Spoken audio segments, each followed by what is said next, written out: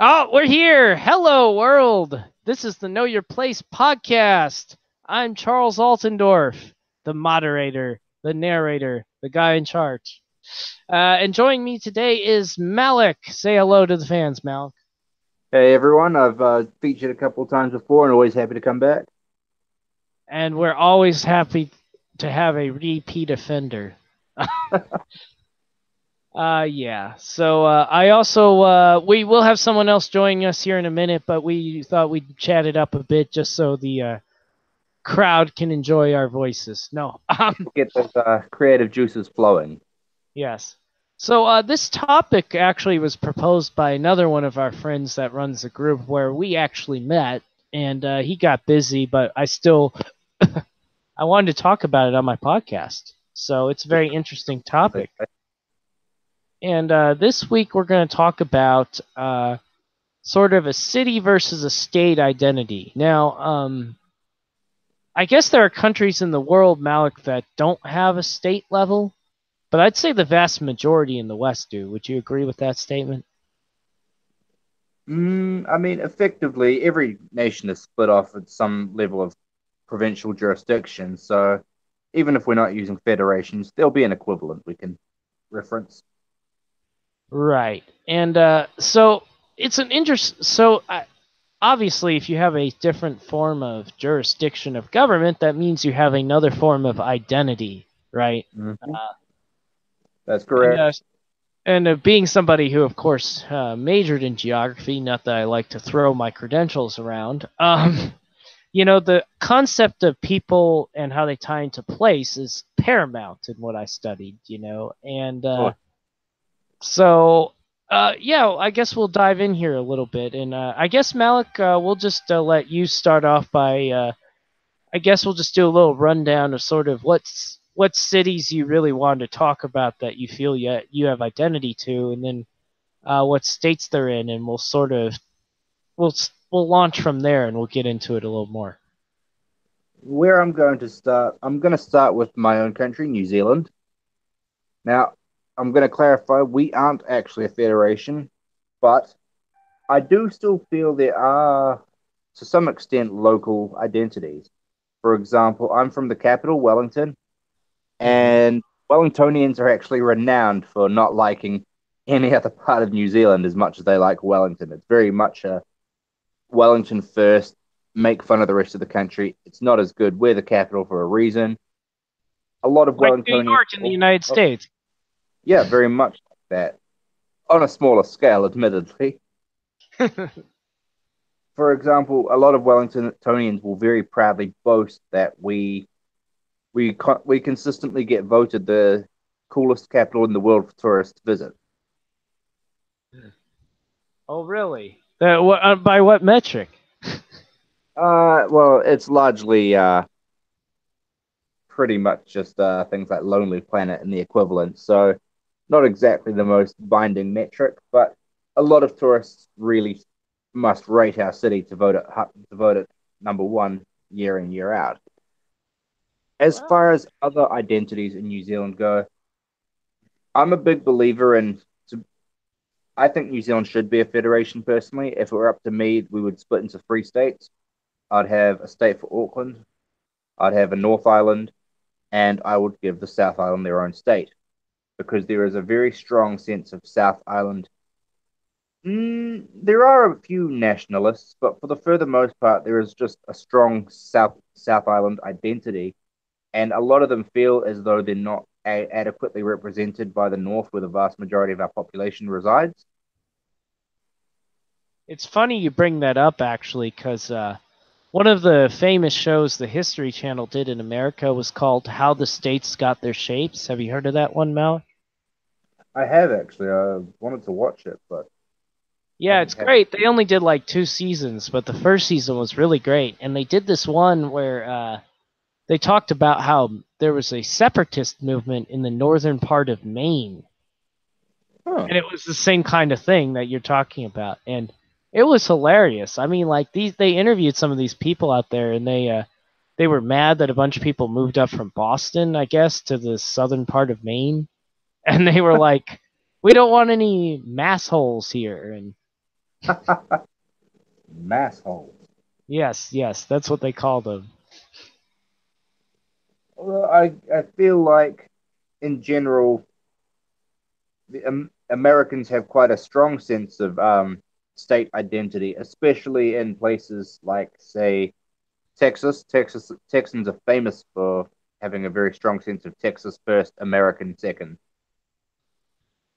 Right, absolutely. And I was going to dive into that further, but in a minute. But yeah, I mean, my gosh, it was like I said when John originally posted the thread. It's just yeah, there are cities that have strong identities, but when I think of America, being someone who's lived in 5 states, I can tell you we're very proud of our states a lot of the time. You know, but yeah, so in New Zealand right now, you're saying there's effectively not states, right? That is correct. So you don't have it, but you do feel like you're a Wellingtonian, so you feel more of the Wellington vibe than the rest of the country. Us versus everyone else, huh? I think there's a lot of that. Now with Wellington's identity, it's although we've got a big tendency to make fun of the rest of the country, it's less parochial than a lot of other areas I find. Generally speaking, when I go to areas that have a huge sense of independent identity, I almost feel a sort of sense of almost disdain towards the other parts of the country. Whereas Wellington, it's almost kind of like not quite a disdain towards them, but almost I feel as though we underappreciate the rest of the country at times. I've heard comments like, "Ah, the South Island's a farm. Ah, Auckland doesn't feel like New Zealand anyway." The sort of feeling as though our city is the only true representation of the country sometimes. That's very interesting. You bring that up from an American perspective. I mean, well, I think I'll dive into this some, and I'll probably dive into it more. But a lot of what I think is part of our state identity thing here in America is sports rivalries and the fact that our major universities in the states all have sports teams, right? So people like today, all the rivalry games were being played. So like Ohio State played Michigan, right? And that's like a big rivalry, and there's a lot of trash talk and this and that, and people start posting memes like, "Oh, in Ohio, you marry your cousin" or something like that, and Yeah. I don't know if that kind of thing happens in other countries to that degree. Oh, most certainly. I mean, nobody outdoes Europe as far as intercity sport rivalries, but it's funny because the sports rivalry in New Zealand is a little bit different, and because our major competition also includes South Africa and Australia. Right. So for us, it's almost sort of like a jingoistic nationalist rivalry as opposed to intercity. Of course, we do have intercity teams and that sort of thing as well, but our biggest, most watched games tend to be the ones we play against the South Africans and the Australians, which is Yeah, a I listen to reference. South African talk radio sometimes, and it's very interesting to listen to them go on about their Australian New Zealand rivalries and things.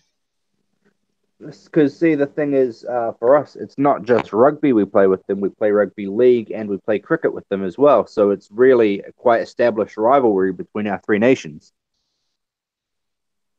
Yeah, unfortunately for us, being so dominated by football and basketball in America, we just don't get to feel that except for every 4 years in the Olympics. And even in the Olympics, I know we don't always win the medal count, but we're usually at the top. It's not like we're getting knocked off every year in the medal count. No, So no, you perform quite well.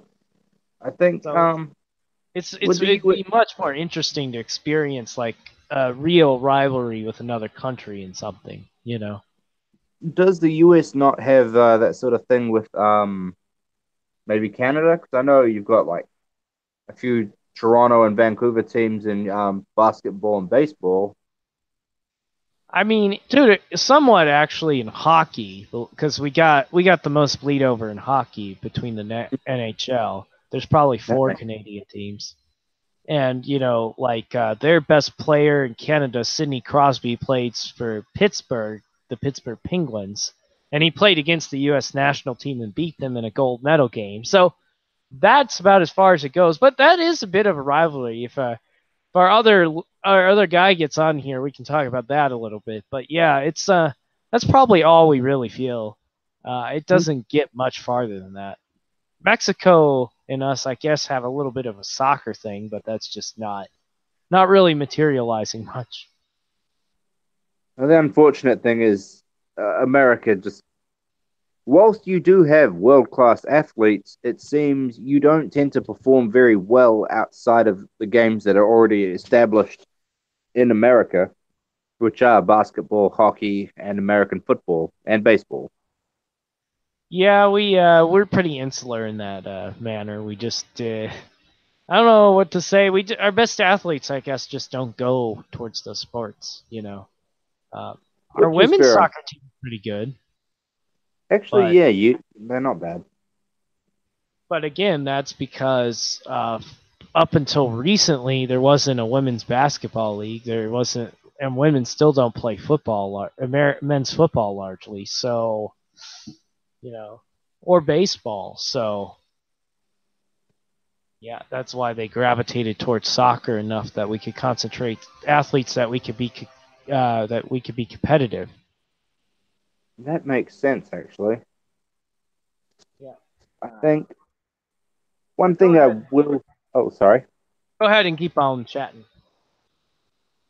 One thing, as long as we're on the topic of Australia and our Australian guest speakers not here, I may as well cover for him and mention you do find a bit more of a sort of insular rivalry when it comes to sports and that sort of thing in Australia because they have things like in rugby league, one of the biggest contests of the year for them is called State of Origin, which is held between two states, Queensland and New South Wales, every year.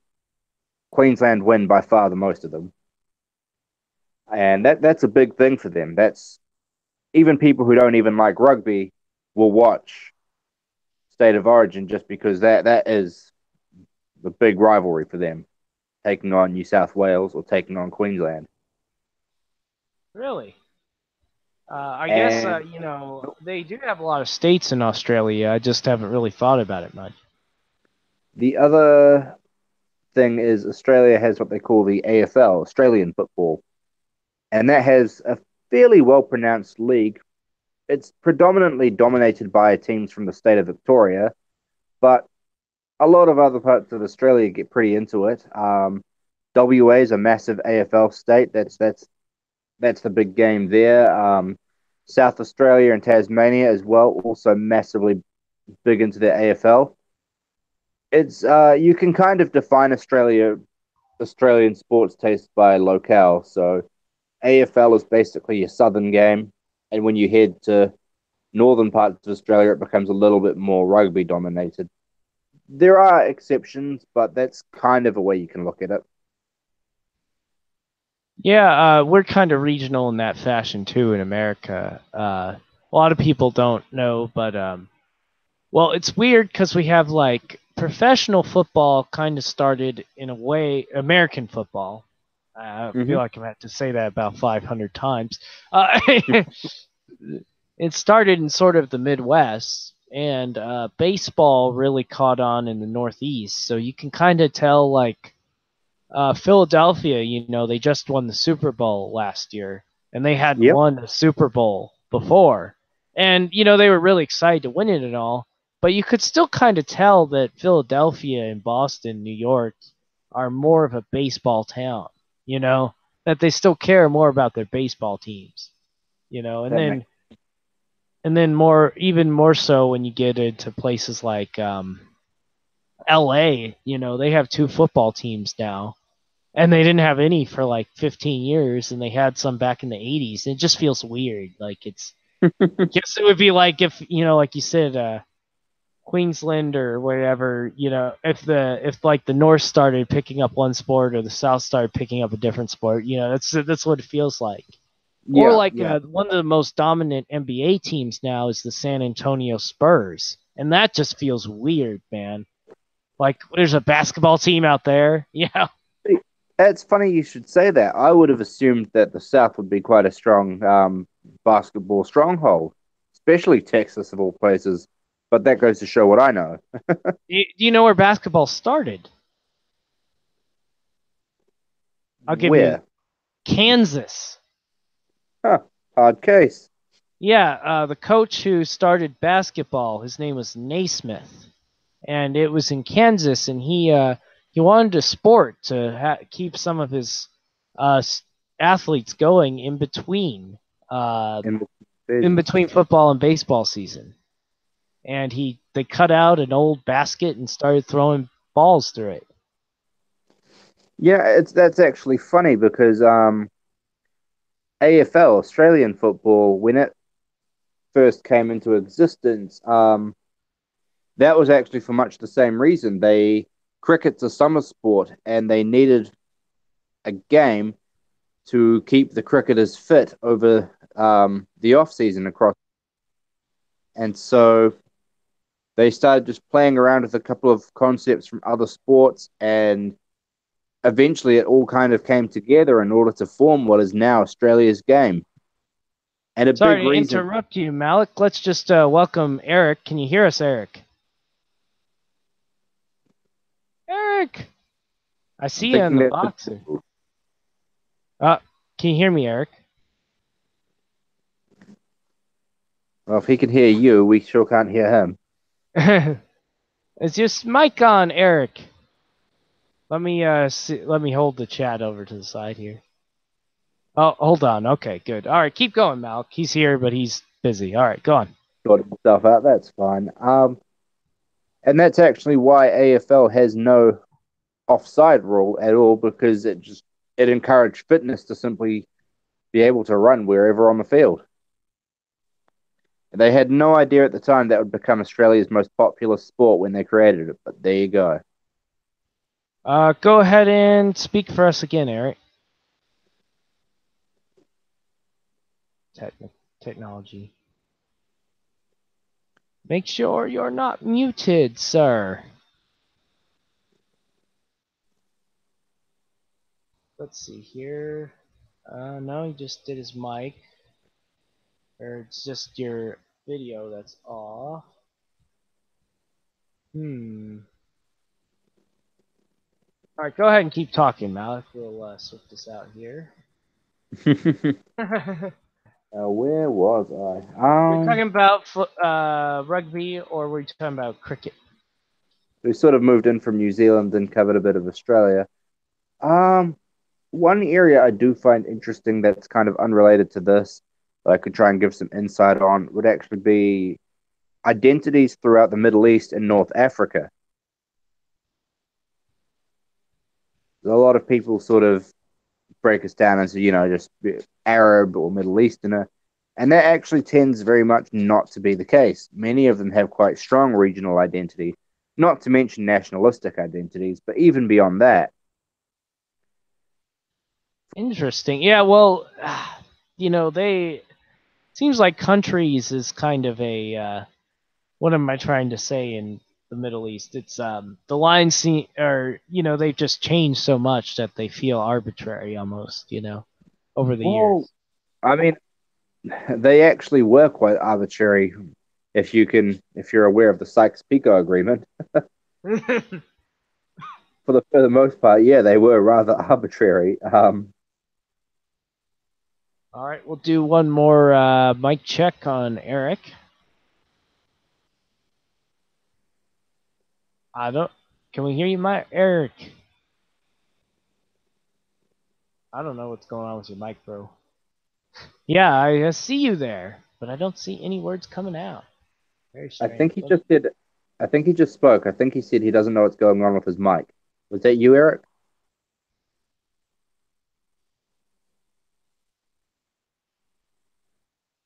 Or was that you that said that, Charles? No, I don't know. Let's give. I still can't hear you, Eric. Let's see what else we got here.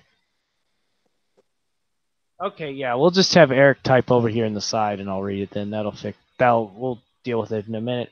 All right, Eric, if so you're there, we'll give it one more shot. If you're there, I want you to clearly just say "fuck." No, he's not there. okay, all right. Yeah. So let's go ahead and well, since we have Eric joining us in some kind of weird, vague way, In a manner, yes. go ahead, Eric, and why don't you just give me a little bit of your thoughts in the chat here? Go ahead, and I'll describe where Eric's from, and I'll see if he starts disagreeing at any point here in the chat. Eric lives in Toronto now, and that would be a city in Canada that I would say has a stronger identity than its state. But I'll let him send me a little bit more in his text. Eric, what do you say is the people are gonna think I'm going batshit or something here, but Eric says that is true to an extent. All right, I'm getting off on the right track here. So go ahead and give us a little bit more of your description of sort of what you would. I was going to do this game where I basically we talked about the things we thought were the three most crucial parts of the identity of the cities and states we were in. So, Eric, what are the three biggest things about Toronto and then Ontario? And I'll let Malik talk while he types that out. Go ahead and tell us what you think are the three big things about Wellington, Malik. Okay, first and foremost, for Wellington, it has to be an art culture. I think Wellingtonians are very proud of a lot of outsider art. For me personally, I actually find a lot of the art around the city quite hideous, but most Wellingtonians are quite proud of it all. Really now? Second, yep, for me, I think that's a big thing for Wellingtonians. Secondly, I would say a big cafe culture, a lot of craft beers. So you got a big, there's a lot of that sort of thing, a little bit hipsterish, quite progressive leaning city. Um, Really good place to drink, really good place for coffee. If I had to think, the third thing that Wellingtonians would define themselves based on, as funny as this may sound, I'd probably go with wind. We've got a very windy city, it's one of the windiest in the world. They used to call Chicago the Windy City. Yeah, in Blaming New the winds Zealand, off the. the windy city. Oh. Yeah. So this is kind of this part of this topic that's tricky for me is I've lived in 5 states, so it's kind of hard to narrow down. Like when Facebook told me to put my hometown, that was a difficult question for me. But so right now I'm living in Louisville. Well, I'm technically living in Vine Grove, Kentucky, which is a suburb of Louisville. So I guess I'll talk about Louisville first, and then talk about why I where I live call isn't Louisville. technically Louisville. Can I What's up? just is that how you pronounce Louisville? Oh yes, yes. Sorry. Yes. Here, yes, it is. Technically speaking, the rest of America calls it Louisville, or at least people not in the South. But in the South, we call it Louisville, and we call it Knoxville. And like, don't ask me why people do that. That's good. I That's just needed to clarify. yes. Yeah. Okay. I'll talk about Toronto now that Eric typed it out. So, Toronto, he said the biggest thing that people talk about there is multiculturalism. Uh, so yeah, I'd probably have to agree with that. I do think of Toronto as kind of cosmopolitan, although I've never, well, I've never been to Toronto, but my dad went there a few times. I do joke that it is like a Canada version of Chicago, but that's another joke for another day on another episode. But yeah, I each time there's lots of different immigrant groups, from Vancouver, from Edmonton, from there's Ukrainian people, Chinese people, Italian people, Black people, Jewish people, and sort of the rest of Ontario is considered rural, and if you look at sort of the map on the Lake Superior, if you compare Wisconsin and Ontario, it actually feels like Wisconsin's more built up than Ontario. Um, so it's very neat. And he said, of course, most of Canada and Ontario is just white. Um, To be and I guess, expected. yeah. So yeah, no, that is kind of sort of a difference there. So why I bring this up is the thing that I think makes sort of my view different than everyone else that we've talked to so far about this, including the thread that was on John's in John's Facebook group, was that in America, especially like here in Kentucky, for example, our Louisville is the largest city in Kentucky, and Lexington is the second largest city, but neither one of them is actually the state capital. So And yeah, the state capital is Frankfurt, a city of 20,000, and it was a compromise because both cities wanted to be the capital, so it's halfway in between them. So, and why I say that is there's a lot of states in America where the largest city is not the capital. And I think that's sort of what plays into this a city has a strong identity thing is if you look at like Toronto, that's a capital, or like Wellington, where you are, is obviously a capital, right? Mhm. Um, but Louisville's not really a capital per se, right? And although Louisville is a big city and it tries to set itself apart from the state, because Louisville is where it has its own university, and um, Lexington, where I went to college at the University of Kentucky, is technically where the state college is, the biggest college in the state. So Louisville tries to say, we're different, we're not the rest of Kentucky, and then most outsiders just say, oh, it's just like Kentucky, So, but it's different. Whereas like Raju again is saying, Toronto, views itself as the urban liberals, and he's talking about the comparison with Sydney and Melbourne and stuff like that. It's like I said, it's just like John lives in Melbourne, right? They're a capital, you know, or the Perth. state Perth is a capital, yeah, capital too, right? You used to live in Perth, right, Malik? that's correct.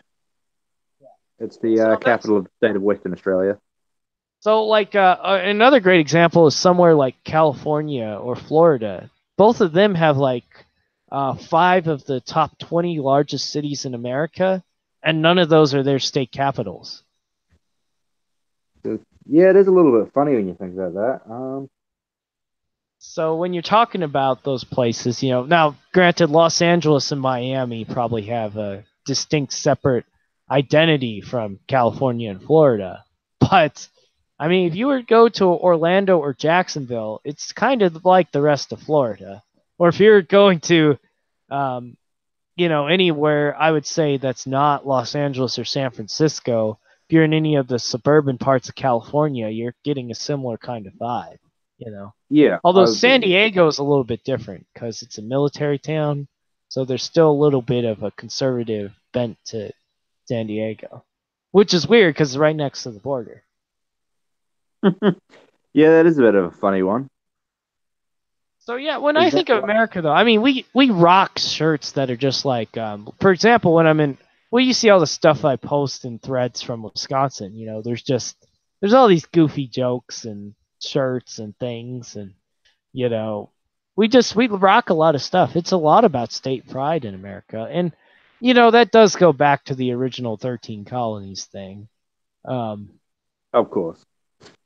but it's just it's very interesting to me because growing up, seeing these people make it into a big deal, it's kind of funny. Like there's a guy in this How the States Got Your Shape show. He literally tattooed on his arm that he was Commonwealth because he was proud that Virginia and Kentucky are commonwealths and not states technically. Interesting. Yeah, I was like, man, that's a whole nother level. That's That's taking the state identity seriously, or the not state identity, as it so happens. Yeah, there's. Oh, hang on, sorry, my flatmate's just calling me. Oh, that's cool. All right, so yeah, I'll get into a little bit more what he's talking about here with Ontario. So yeah, Ontario again. It's So that's why I think there's this big, like I'm saying, with Toronto and Ontario and Melbourne with where I forget what state that is. What state is that, Mel, in Australia? Oh, he's off. Anyway, so I think because these places are capitals, and it's sort of the whole joke about Rome was all roads lead to Rome. That's why these cities get so strong. Is that they're not they're super powered cities. They're the biggest one, and they have all the capital offices.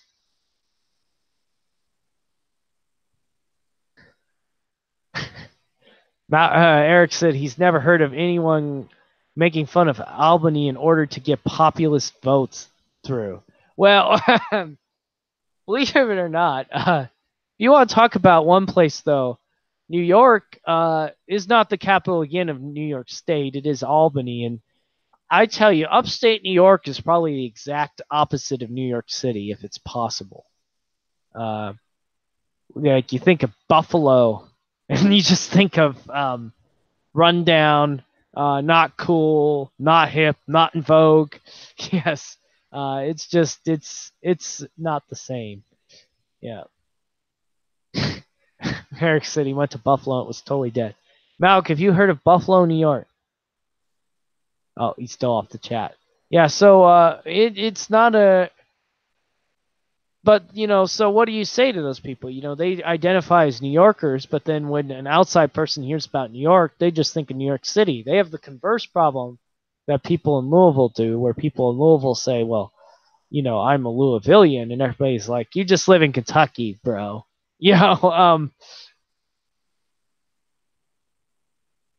Nashville is a city capital in Tennessee, and it's also got, of course, the country music capital. So it's a very strong Mecca identity, and it's kind of hard to remove the Nashville, Tennessee connection. That is one where it's yeah, it is different than the rest of Tennessee, but I mean, you can't think about Tennessee and not think of Nashville. Although Tennessee has a weird problem because it also has Memphis and Knoxville, who both have this, and Chattanooga. It has four cities that kind of have a strong vibe, if you will. Knoxville is a very interesting one.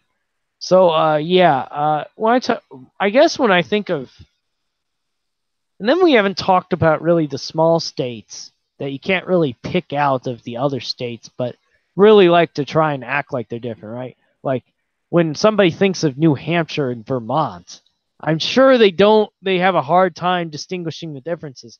In fact, even somebody like me who has memorized all the states and all the state capitals and can recite them on recall, um, I mean, if you were to hand me a sheet of paper and ask me, "Hey, what's 10 differences between Vermont and New Hampshire?" I'd be like, I don't know, right? But they would totally rock it out, man. They'd be like, "Oh yeah, we're Vermont, we're cool. New Hampshire stinks," you know. And Eric says he thinks Vermont. He's heard that Vermont is more French and liberal, and New Hampshire is more English and conservative. Yeah, probably so.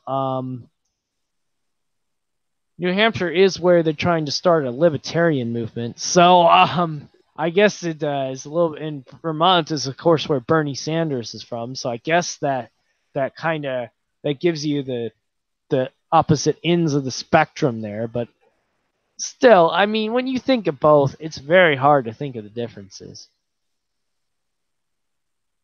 I don't know if we've lost Malk. Are you there, Malk?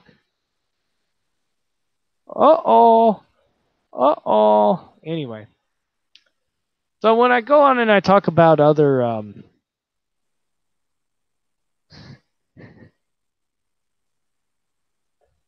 so all Eric knows about Vermont is that they used to be independent. Yes. I don't really know much about Vermont. I admit it. You there, Malk? And my apologies. I'm back. Oh, that's all right. We were just talking about. Uh, so you also, I was just talking about small states. I wanted to get into the small state thing in America because those are the Mm-hmm. ones that are hilarious. Like I was talking about how Vermont and New Hampshire, if you gave me a sheet of paper and told me to write 10 differences between them, I couldn't do it. You know what? I couldn't either. But they would both say we're very different. We have our own identities and we're proud of them. That's how America is. But anyway, yeah. So I don't know if they're. I don't know what the state sizes are in Australia. Are they fairly uniform? You know, in America we have a very great disparity in size. There, Australian state sizes vary pretty significantly. You've got Western Australia, which is in effect the largest state in the world, I believe.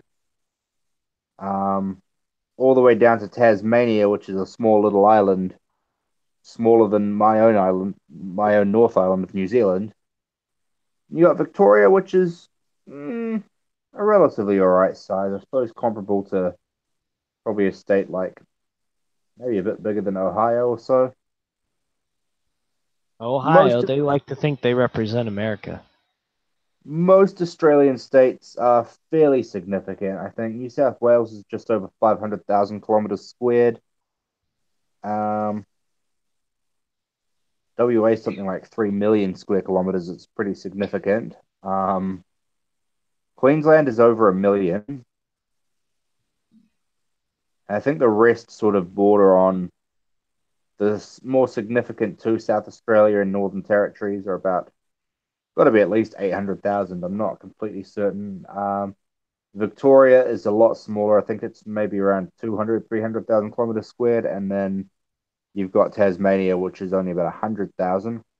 And of course, their smallest jurisdiction is the Australian Capital Territory, which is literally basically just the city of Canberra. Now, what do you think about that with the capitals being their own states thing? You know, they do that in Mexico too. We technically do that here, although do you know the weird thing about Washington D.C.? What's the weird thing about it? Technically speaking, it was supposed to be an equal square that took out a chunk of both Maryland and Virginia, but Hmm. they only left the Maryland side and the Virginia side's in Virginia, That which is is a bit totally of bogus because Virginia is huge and Maryland's small. does seem a little bit unfair, doesn't it? Yeah, and then what's really weird though is then the Pentagon and the National Cemetery are in Virginia. Wait, the Pentagon itself is actually in Virginia. That's a cool fact. The Pentagon is in Virginia, yes. I think as far as having a federal district for the capital per se, I think I don't actually mind it, provided I think how would I say, provided the region lives uh, primarily under federal law. I think I actually have no issue with the idea. You have no issue with the I don't know how I feel because I guess is there like some sort of do people think there's some sort of inherent corruption with them getting representation? That's what that's what I don't know because in America at least Washington D.C. is bigger than three than like seven of our states in population, I and they have should zero clar- representation. should clarify in the case of Australia, the ACT actually isn't a state; it's a territory. Australia has 6 states and 2 territories: the Northern Oh, Territory and the Capital Territory. And the difference, as far as it goes in jurisdiction, is that they have less sovereignty effectively. So most things that in other parts of Australia get left up to your state government are usually federal affairs in, say, the ACT, for example. In WA, if you join the police force, you'd be part of the West Australian Police Force. In the ACT, you can only join the federal officers. However, in the Northern Territories, they do have their own police force, so it's a little bit arbitrary in a way. I was going to go ahead and give Eric some more voice here. He said that when he thinks of Australia, he associates it with South and Eastern Australia. Uh, and he thinks that they need to balance the Northern and Southern influence. You know, I could talk about that with America, but we already that's been hashed out over hundreds of years still. I'll respond to Eric's point. And I'll simply just say it's worth noting that over half of Australia's population is localized entirely within that a small southeastern corridor of the country. Between effectively Melbourne, Sydney, and Brisbane, you've got over 12 million people. So, out of with a country of over 24 million people, that's half your population right there. So, naturally, they do have a lot of social sway, if that makes sense. In Wisconsin, three of the five largest cities are on the bottom southeastern shoreline on Lake Michigan as well. There you go. Fun fact. Very cold once you keep going. It's even cold in Milwaukee. It's averages 29 degrees Fahrenheit in February. That's not very warm, actually. No, it's not. It's warmer than the rest of Wisconsin, though. Jesus. The one thing I kind of take for granted living in Auckland now is the fact that it has a very, very mild climate. Both winter and summer, it is effectively quite. It doesn't vary that much. Winter days seldom drop below 10 degrees Celsius. It's pretty much a good 10 to 14 during the day. Nights can get a little bit chilly. And in summer, most days are pretty much around 21 to 24 degrees Celsius. So effectively, you've got a maximum variation of about 10 degrees from winter to summer. That's pretty nice. I'd be a little jealous of that. We have 30-degree temperature swings in Fahrenheit in a day around here. So starts off in Well, the morning, you're wearing a coat, and by the afternoon, you almost need a t-shirt sometimes. oh, I mean, in fact, Eric's city, Toronto, is pretty well known for having relatively warm summers, quite hot, in fact, over 30 degrees Celsius, whilst its winters are, I mean, Canada's famous for subarctic winters. It's that middle continental climate. I don't know what you do with that. You just survive, I guess. See, we've got a really nice maritime climate, and I love it. Yes. That's probably why there's a lot of coastal urbanite population. 100%, 100%. I mean, it's noticeable in New Zealand as well, but come Australia, there's nothing more noticeable than the urban coastline. Every major city in Australia is completely built along the coast. You've got the Central Coast in New South Wales, which has cities like Wollongong, all along New South Welsh coast. You've got Sydney, obviously built on the coast. Melbourne, which is a little bit different, but still effectively quite a mild city with a kind of coastal thing going for it. Brisbane and the Gold Coast. I mean, Gold Coast has it in the name. Darwin is up on the northern tip of the coast. Broome, every major, almost every major urbanization in Australia is built along the coast. Well, yeah. And we know why. We all know Mm. why. So, I guess I wanted to talk more about. I guess I wanted to do a sort of turn the tables thing where we talk about what we identify with places from our the places we open talking about. So, and of course, Eric did that with Australia, but I guess Malik, what would be? Do you think of any cities separate in Kentucky, or do you just think of Kentucky as one state? And I guess I'll also ask that about Ohio, Indiana, Wisconsin. and North Carolina. For me, if you say Kentucky to me, that predominantly means Louisville. I don't really think too much outside of that whole basic Louisville conurbation. Um, Horse racing the, and bourbon. the one. If you were to say Ohio to me, I honestly couldn't really say much. I don't think about that state in the slightest. I apologize to any Ohioans listening. Ohio has had the most presidents, believe it or not. Oh, that's actually cool to know. I'll think of that whenever someone says Ohio. Then, They've if you all were been they've all been failures. to Wisconsin, to be honest with you, I identify that more with cheese than any particular city. As Yeah, far, I can't oh, blame sorry, you with that. I can't blame you with that one. with and did you say you were asking Roger, or did you say you were asking me to say about Canada as well for Roger? I can't quite I guess recall. go ahead and talk about what you would think of for. Do you think of Ontario or British Columbia as more of the states, or I'd have to say I actually do think of Toronto and Vancouver more so than of the states.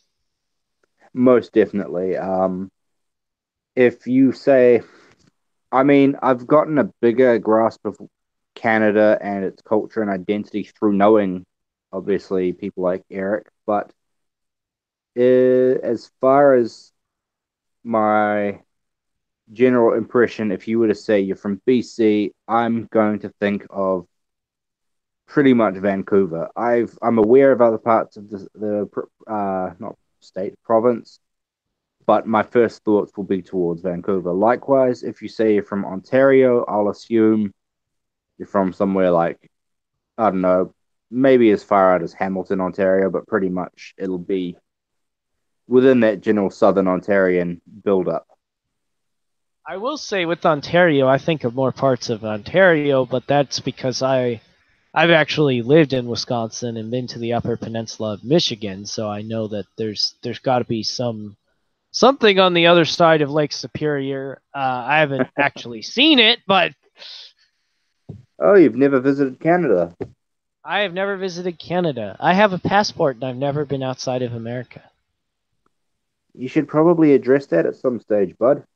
I know. I do want to go to Canada. It is kind of pricey though, and I don't live in Wisconsin anymore. Although it's not that close to Canada from Wisconsin, because you have to go through Minnesota or Michigan to get there.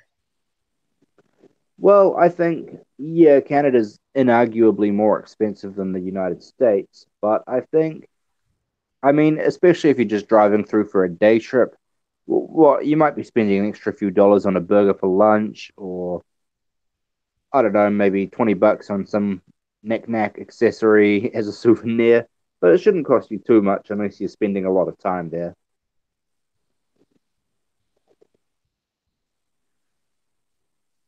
Hello? Oh yeah, yeah, no, it's not really a cost thing. Although, uh, I don't know. It's just like, for example, right now, I would have to drive 10 hours to go to Detroit to cross into Ontario. And You know, I mean, obviously that's not even covering the worst part, which is that you'd have to pass through Detroit. I was gonna leave Detroit out of that. Yeah, that's where the nearest crossing is Detroit. And then when I was a kid, the nearest one I guess was technically in Sault Ste. Marie, but a lot of people would again go to Detroit or north of Minneapolis. He's Raju wants me to address what he said about Northern Ontario and Wisconsin and how Wisconsin is culturally part of Ontario. Um, I don't know what to say there. I mean, technically speaking, uh, we come from a similar culture, but I mean, Wisconsin's been a separate state longer per se in America longer. Um, you know, I don't want to. I don't want to step on too many toes here. I will say Wisconsin, in my opinion, is very. y- y- Yeah, I do. He says you're gonna go there right now. Technically speaking, though, I will say I think most people see Wisconsin as different than Illinois or Ohio or even Michigan. I don't know. What do you think, Malik? You think of Wisconsin, you definitely don't think of Ohio, I would say. Not in the slightest. No. As far as do I think northern Wisconsin is culturally Ontarian? Look, this gets a bit beyond my qualifications at this point. I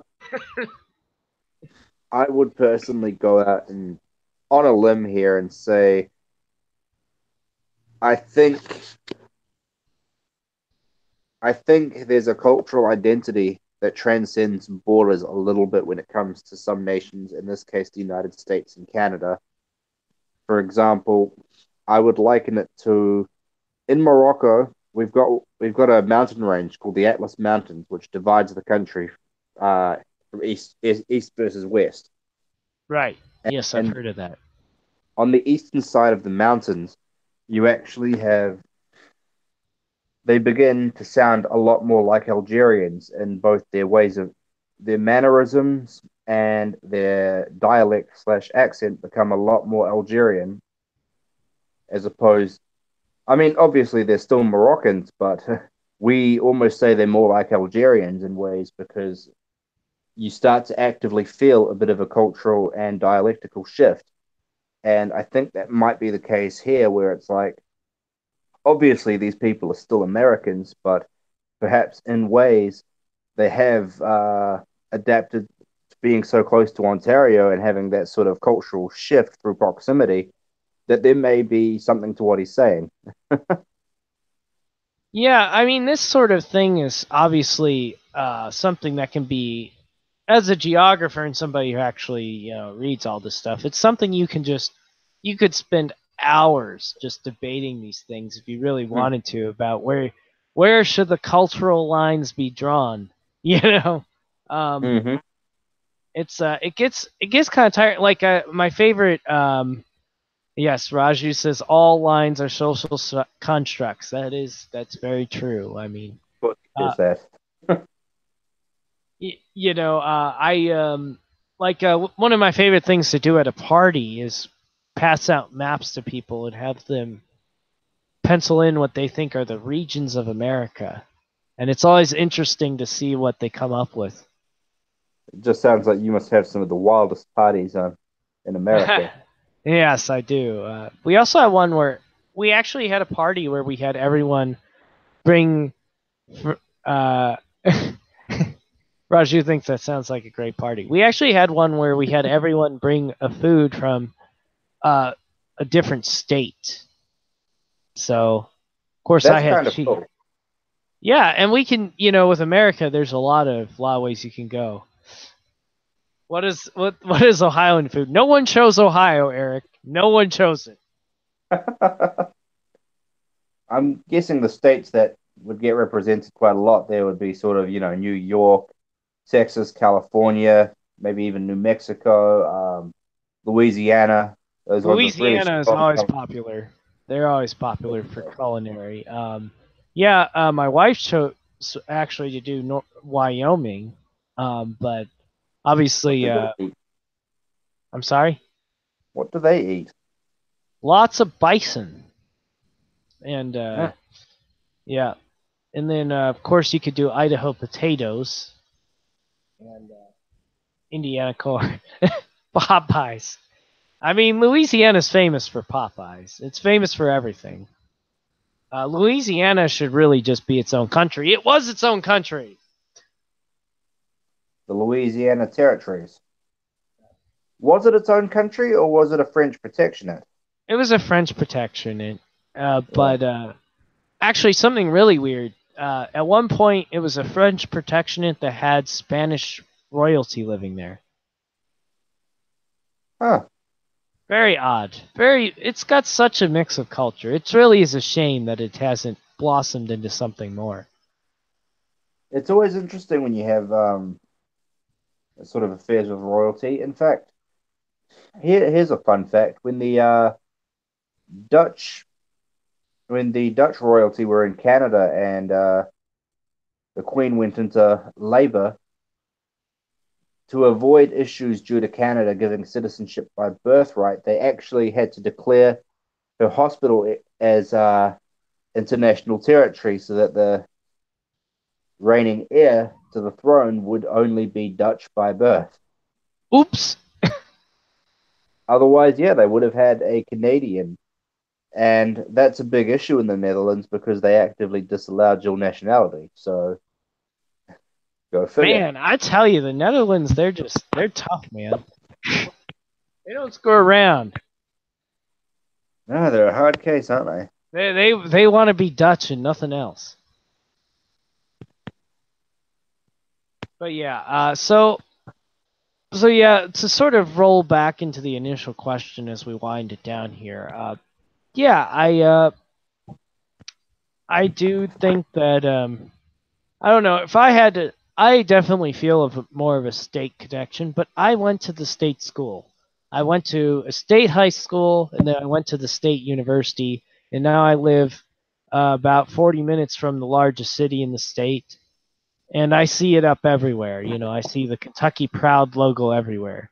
Um, yes, we do have non-state high schools. They're private schools and homeschooling, but so I don't know. I feel a big connection to the state, but maybe some people around here don't. I don't know. I think states like Kentucky have strong identity. When I lived in Indiana, I didn't think it had strong identity. Interesting. Uh, Indiana just was like cornfields and race cars. Exciting. Whereas Kentucky, you know, it had the horses and the bourbon and the lawlessness and the coal mines, you know. Yeah, yeah, I get that. I So would say I'm sure America, of all countries, definitely has stronger state identities than a national one. I would say so. And even, I think it does override cities a lot. Not to say that, because when I think of, I'll give an example of another country I've read a lot about. I've read a lot of novels set in France because I really Mm-hmm. like this author called Remarque. He wrote All's Quiet on the Western Front, but he also wrote a lot of other books too from the wartime. And you know, in his books, it's like he just paints a picture of Paris or Marseille, right? And it's those places, or I forget what that big city is on the French side of Lake Zurich, but he paints those pictures of those places as cities, not as states. There's no state identity there. Well, I mean, France doesn't have states, but I get what you mean. You know, whereas I think in America we have a different sort of thing. It's not city focused. You know, although it Yeah, of is in course. some people's cases.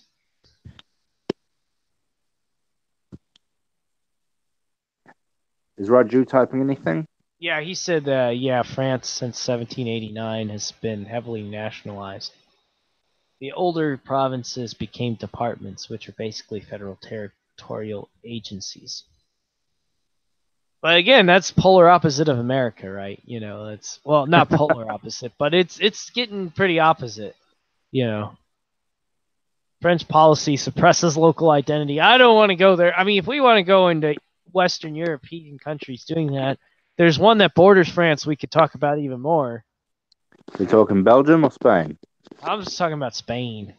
I think those countries could be discussed at pretty interesting length. But I mean, I would be up for a chat about Spain anytime. But Oh, we could probably dive into Spain. They have an interesting state versus city identity too, right? You got Raju disagrees on Spain because they've granted autonomy. I guess they've granted autonomy, but man, they don't seem. The central government doesn't seem. I don't know how to put that politely. Yeah. I think the issue with Spain is it's a lot of effectively different nations who were under duress were forced to effectively come together and sign a constitution that none of them were really happy to sign, but given the time, saw it as the lesser of two evils. And whilst the Spanish government in Madrid has tried to some extent to accommodate their feelings because it is aware of the issue, at the same time has not really. It's never quite assuaged how they feel. It's really just kind of attempted to throw little bones at them in the hopes that the vast majority will be a little bit more maybe center leaning on the affair rather than feeling here nor there about it, if that makes sense. Because I read Hemingway's. Oh man, I pushed through reading From Whom the Bell Tolls. Have you heard of that one, Malik? Yes, I have. Although I And believe it's for whom the bell tolls, not from whom. yes, For Whom the Bell Tolls. Right. Okay. And oh my gosh, man, like I felt like those people. There's no Spain. Like they all saw themselves as some kind of faction that wasn't Spain. Mm. Well, it's funny because the level of how divided they are is so extreme that for many of them, they won't even refer to the language as Spanish. They'll call it Castilian because Right. they say, Yes. what makes their language more Spanish than ours? We speak Spanish too, don't we? Our language is from Spain. Yeah. That's Raju was also talking about Castilian. In fact, it's a funny sort of cultural hang up I find that the Spanish have that has actually spread quite effectively throughout Latin America. They get quite. I'm gonna Aggressive. we're gonna get some angry comments for this, but they can be a little bit anally retentive about wording. For example, I find a lot of Latin Americans don't like the convention to call the USA America and to call citizens of the US Americans because their opinion is, well, we're all from America. Oh, Obviously, the convention in English is that they are North and South America, but because in Spanish they're both just America, that they get quite frustrated about that. And I think it's a similar thing to the whole Spanish Castilian versus Spanish. although we do that a bit in the former English colonies too.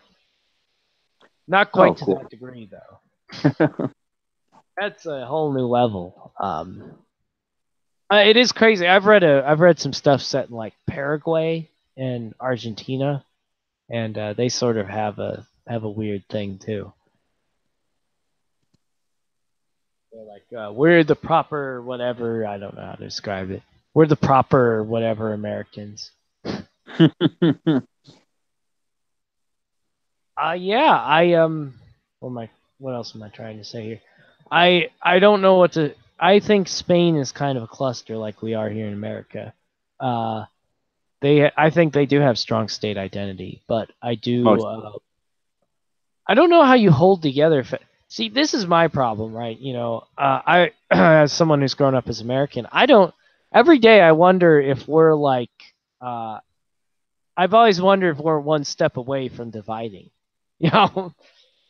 See I you. think. Go Sorry, ahead. sorry, I didn't mean to Yeah, cut off. go ahead. Go ahead. I think in a lot of these sorts of cases, it's unfortunately a lot of places rely on pressure and public fear in order to maintain control at such a high level because I truly believe if not for Spain putting so much negative pressure on nationalist movements in Spain, for example, and having trying to get the EU on their side, saying they wouldn't let them join, so on and so forth, I believe that Spain would cease to exist in its current form. Likewise, I think I'm not sure if this is true or not. You can confirm if you know, but I remember someone said that any state that leaves the Union in the United States is from then on considered an enemy of the nation. And so That is that's a lot of 100% correct. right. That's a pretty significant drawback to secession. Yeah. It's crazy actually. They people don't realize that, that even though we're in this supposed land of the free, right, and we're supposedly like, supposed to be like holding on by this what am I trying to say? People are supposed to be so free, and we can just, they're all supposed to be serving us. Technically speaking, That's what it says. You're right, Malik. If a state tries to declare itself independent, immediate war is what the Constitution says. Well, there you go. I think that's a pretty significant reason states have chosen not to secede from the US. Yes, I would argue though that I'm not sure that Washington D.C. could withstand the blowback if it were a major state that this happened with. Um, if it were people talk about a Cal exit or a Texit. If that were to happen, I'm not sure DC could stop that from happening. I think, to be quite honest, I kind of relate this to China's stance on Hong Kong and Macau, especially Hong Kong. Um, a lot of Brits didn't want to surrender Hong Kong. In fact, a lot of Hong Kongers would still rather go back to Britain. But there's a general understanding that China would sooner Hong Kong cease to exist than have Britain on their border ever again. Right. And I think for the United States, especially California, just simply due to the fact that that is their most important port out to Asia, I think the United States government would be willing to pour as many resources as necessary to stop California leaving the Union. I suppose they would, although it's just so hard to imagine that kind of scenario. When I don't think the founders, when they originally framed our Constitution, although the clause about states not seceding was not put in by the original founders, um, is I don't think they ever anticipated our country being this large. So I just don't believe they did. There's so many quirks. It's so hard to we have such a strong state identity, but at the same time, they're not free. So I don't know. I don't know what I don't know what to say about that other than I guess when we talk about city versus state identity, I do think it's important to realize that we have more state identity, but I don't know what that does for us. I would be unable to answer that one as well. Sorry. Just maybe gives us some nice T-shirts, some fun things to cheer about, when we go to our. Even give a few ideas for some contradictory shirts we can throw out just Oh, for a Malik while. says the U.S. equals Spain, and that creates elections where people say stuff like New York values get votes in Texas. Very true. Very true. I don't know about the Spanish part. I uh, I think our federal government has done a tiny bit less cracking down than Spain. Not. I won't say no cracking down. We've definitely cracked down on people before, but I think the reason that they're not cracking down right now is there's no strong movement. I think if California were to vote in favor of leaving the union, I think you'd see a change in approach from the federal government, personally. probably. Although the problem is I think in our country we have so it shifts so often who's in charge that and we have so many elections, it's hard for a movement like that to gain momentum. Uh, there are lots of long-standing senators and Congress people. Don't get me wrong, but we constantly have elections. So it makes it hard for people to sit around and gang up momentum for one issue like that. I think. That makes sense. Yeah, Malk, or I mean, Eric was also saying you're always campaigning, you don't govern. That's how I feel about it too. Well, it's not wrong. It's not wrong. So yeah, I guess is there any other sort of state versus? I guess if we wanted to talk about that a little bit, also we could talk about the example of the UK. But I think in the UK cities are very powerful. Um, when I get images of the UK, I get images of Liverpool or Manchester or something. I think British identities vary a little bit more. You've got your sort of regional identities as well as city identities. For example, it's funny that you mentioned Liverpool. Keep in mind, not too long ago, like I don't know, roughly over 100 years ago, Liverpool was still considered Lancashire. It was really just as it grew, it eventually reached that point where it became its own subdivision. Interesting. I mean, Although they uh, also have a weird thing. They don't calculate. It seems like they don't do city boundaries in the same way we do in America. uh, well, funnily enough, neither do we in Australia and New Zealand. Our city boundaries are quite different from America's. So yeah, I guess that's sort of regionalism, maybe more than statehood. Although it's weird, they have different jurisdictions. Like, uh, I saw this video about, of course, the city of London versus London thing, Yep, Greater London versus the City of London. and of course Eric just brought that up too. That blows my mind. Uh, I you mean, know, effectively, you got to keep in mind how old the conurbation of London is, and effectively, it's grown well beyond its boundaries. And I mean, nowadays, it's taken over what was effectively a lot of Kent and Essex in the past, and they're all just London now. I From in wonder how terms you of feel if you're one of the old families around there.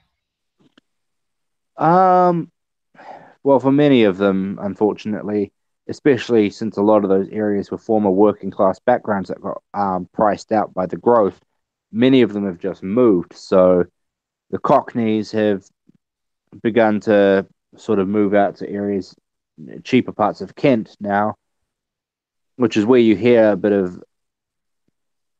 It's even resulted in some accent change. London now has what they call multicultural London English, and if you listen to someone say 30 years and under, you'll hear a significant difference in accent versus if you grab a 40 plus year old Londoner. That's Likewise, the crazy. areas that formerly had Cockney accents don't anymore. Whereas if you were to go out to areas that formerly had a sort of more stereotypical southern dialect, now are beginning to sound a lot more Cockney, and you're beginning to hear a shift just due to the growth and people being priced out. Likewise, even Lancashire, Liverpool, once upon a time, its accent was more in line with general Lancastrian accents until they had a vast migration, especially from Ireland and Wales, just due to all the port jobs. And with that huge migration, they picked up a whole new accent, and now Liverpool is a very distinctive accent. Well, we have, of course, that's of course what a bunch of people in America, quote unquote, fear, supposedly, in places. But it's quite funny you bring that up. This kind of thing is not new. In America, in the Cincinnati Museum Center, there's this old sign, and they have this whole display about it. They actually didn't want, believe it or not, they didn't want Irish or Germans moving in back in the day. I find that very easy to believe. And they had like all these signs like Irish people need not apply, and like it's pretty funny to think about that kind of stuff. Uh, because when we talk about city identity or some way, right? So we're talking about London, right? And a lot of people think of London as the identity of England, but what you and Raju have been talking about is how um, it's not anymore. And Raju No, is it's like, really not. isn't Appalachia significantly Irish? Technically, yes and no. It's more Scottish and Scots Irish, Raju. Um, Scots Irish are people from Scotland who moved to Ireland for some time and then moved to Appalachia. Well, it's actually funny because even in Scotland, you go to, say, Glasgow, for example, and that's got a very unique culture because they had so many Irish move there. And it's also believed to be part of why Glasgow is so strongly separatist.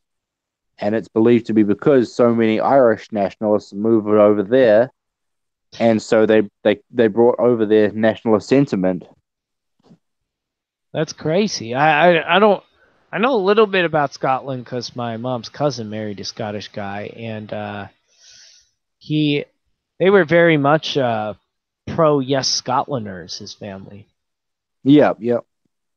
and I was just like, wow, this is different. I thought this was like an American thing to talk about these kind of things, or an Not at Irish all. thing. Not at all. but you, Likewise, in fact, since you bring up Ireland, a big reason Northern Ireland is so divided. It used to actually be a Republican stronghold in Ireland, and so what the Brits did in order to dilute it was they sent loyalists from across Britain to move to Belfast and effectively bring down the population of nationalist voters to keep it British. I actually read that in this old book called this by this guy called J.G. Farrell, and he talked about sort of like basically the main character in the book was a guy who moved over there to marry a girl from England, or he moved from England over there to marry someone into this English family that was living there, that was a farmsteading family, and he comes there and the girl's already dead, but he lives on the farm, and then it just it becomes a total crap show because it ends up happening right during 1916. Mm-hmm. Well, I mean, to be honest, it's still a bit of a crap show now. I mean, I remember my uncle, he's from Belfast, and one of his English friends asked him about the pub scene in Belfast because he moved there and he just said, "Oh, don't do it, mate, don't do it." And You end the up guy going. didn't listen to him and went into a pub. And before he knew it, he went to the bathroom and suddenly turns around and there's about half a dozen IRA standing behind him asking him what the fuck he's doing in their pub. Oh, jeez. And they ask him where he lives. He basically explains he's moved to Belfast. He lives there now. And they ask him where he lives. They never did anything. They did actually show up to his house to verify the information, but that was it. They never did anything to him. And when he told that to my uncle just said, you're fucking lucky. They could have killed you. No one would have found you." That's And that's intense just it. stuff. Well, I mean, a friend of mine, some of her family are actually former IRA. Well, probably still current. We'll say former. I'll say more.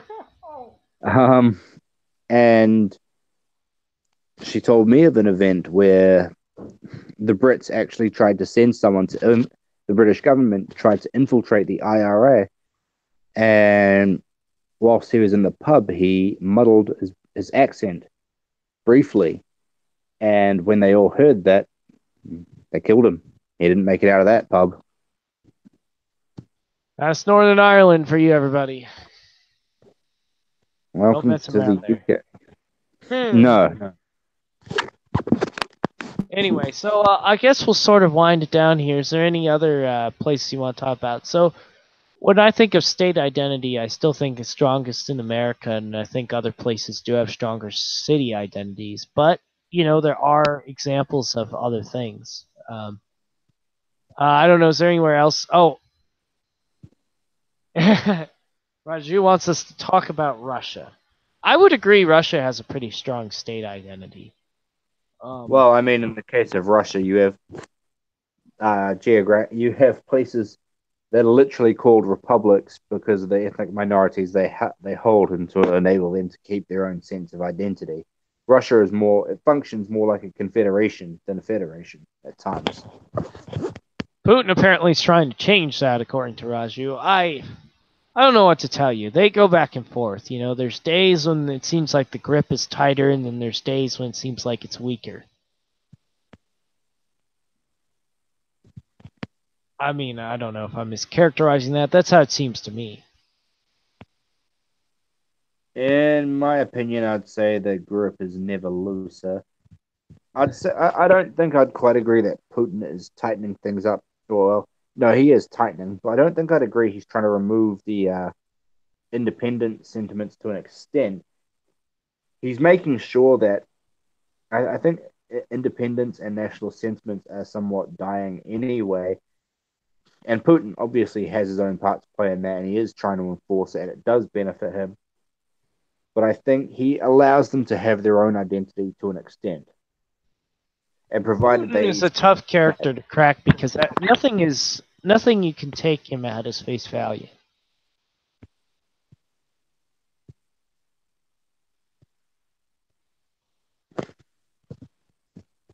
Carry on, I Mel. mean,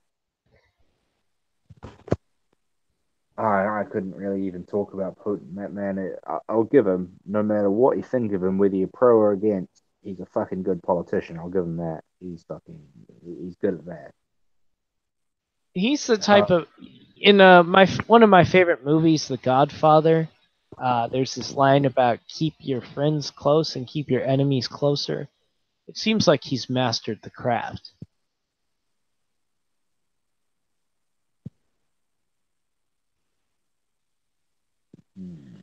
He's quite the tricky guy.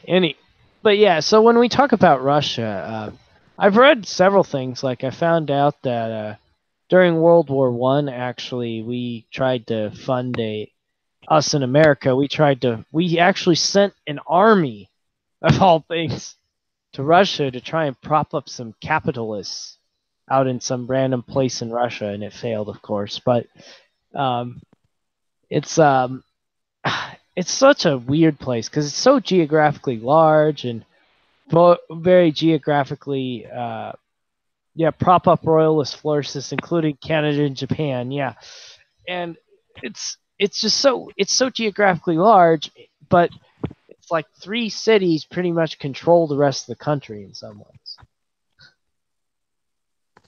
which is a fucking weird position to be in, isn't it? Yeah, it's so weird. I would not want to live in Russia. If I lived in Russia, I wouldn't want to live outside of the three major cities in Russia I would probably just stay in Moscow personally. because you're just screwed. I mean, they just treat you as a serf pretty much. I think, I mean, to be fair, if I lived in Russia, I'd probably want to leave. But I think I wouldn't be opposed to, I don't know, being a Russian citizen. It is a cool country. I'd love to visit. They've got an awesome culture and language. But yes, I think it's a bit of an unfortunate place to live permanently.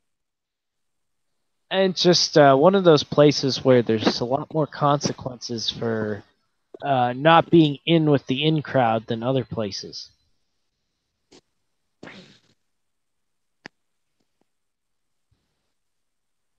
You know, Yeah. that's the best way I can put it, really. Uh, but yeah, I find they do definitely like the when you talk about Russia and I think of states with strong identity. Obviously, I think of like the Chechnya thing, but you know, you have that, but then you have St. Petersburg, you know, and Moscow. So it's weird. It's really hard for me to. It's almost like a mythical land to me.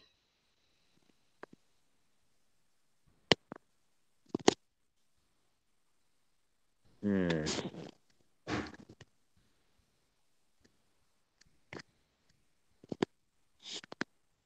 Sorry, I keep waiting at times just in case you're going to read anything Raju's written. Yes, I'll read a little bit about his Eastern Republic comment here. That it broke away in the 20s, and it was, let's see here, then having local Manchu and Siberian identity, it was mostly Russian settlers who formed the government elite in Russia as myth. Yes, yes, that is total myth. But, you know, the sort of, like I said, it's I don't know how I'm trying to describe it. It's just you have to in Russia. It seems like it's a very cutthroat.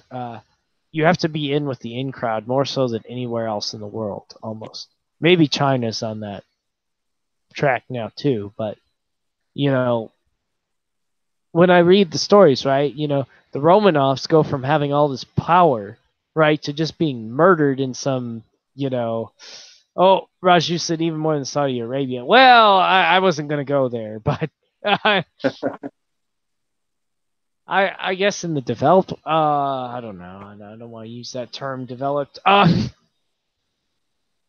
like when I read about because when I was a kid, when they talk about Russia, the first thing they talk about in our school system is the Romanov family, and of course, when you think of the Romanovs and all the power they had, and for it to just be wiped out so rapidly, that's crazy. I mean, I understand that happened in other places too, but it still feels crazy. Like even the American Revolution, from sort of inception to the end of us finally having independence and regaining it again in 1812, that's a good span of years. And, you know, what happened in Russia was just like so fast. You know what? Even the French Revolution lasted longer in some ways. And they guillotined people. Yes, and Russia's like, it's because the Romanovs were tyrants and 80% of the population was screwed and lots of resentment boiled up. Yeah. Yeah, that would be Russia. Resentment boiling up. That's pretty much Russia. But I yeah, so think, when I guess they have state identity. I'll let you finish it out, Mel. I was just going to say, I think effectively Russia is a nation that has effectively had to form enclaves to an extent in order to maintain any semblance of national unity, almost sort of a united through division kind of concept, as opposed to maybe as opposed to Jamaica, which has an idea of from many one people. You know what I mean? Right. Also, just worth noting, Russia actually wanted to create an area for the Jewish state back when there was talk of where Israel could be, and they were hoping they actually set off land for a Jewish oblast. And it still exists to this day, but the majority of residents are not Jewish. That's a bummer. Although Israel's probably a little warmer than that land that was set aside. Yeah, I mean, plus the oblast was like all the way over in eastern Russia, not very nice land. It was kind of a shit deal, to be honest. Well, that's Russia. They'll help you out, but they won't really give you the best deal. Yeah, I mean, I think how are we going for time? We've been talking for a bit of a while now, haven't we? Yeah, I was about to wind it up here. So I guess we covered sort of state identity and what we think it looks like in New Zealand, Australia, the United States, Canada, France, England, and even Russia. I can't. I think Russia is. I will agree that they have some kind of stronger state identity that's more on par with America. Albeit though it's a very tenuous relationship, maybe even more than America. I don't know. There is a lot of autonomy in certain regions of Russia. To be quite honest with you, this is such a long topic that I feel as though we've barely even touched the surface. And I mean, we could even have a full hour and a half just discussing the bare bones of what defines an identity and false patriotism. And it's such a complex issue.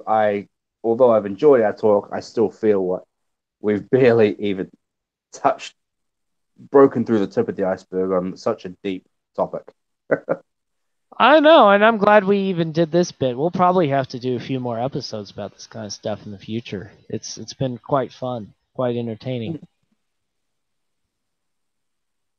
A bit of a long one, but it's always good. It's always good. It's always more for the crowd to listen to.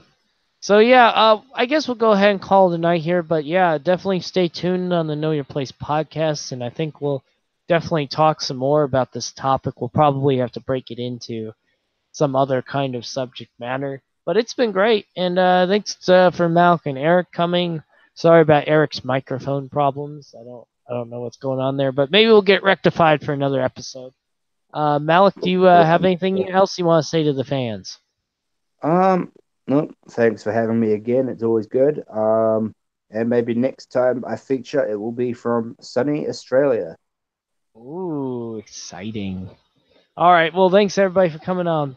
Peace out.